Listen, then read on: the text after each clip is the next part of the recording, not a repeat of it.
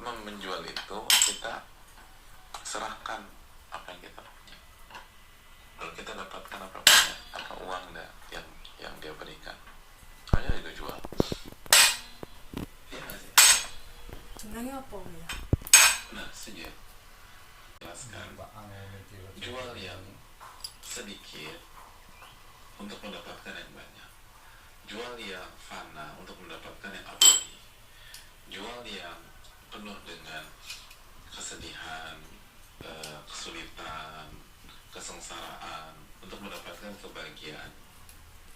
Ini menunjukkan bahwa untuk berhasil di dunia dan akhirat memang kita harus melepas sesuatu.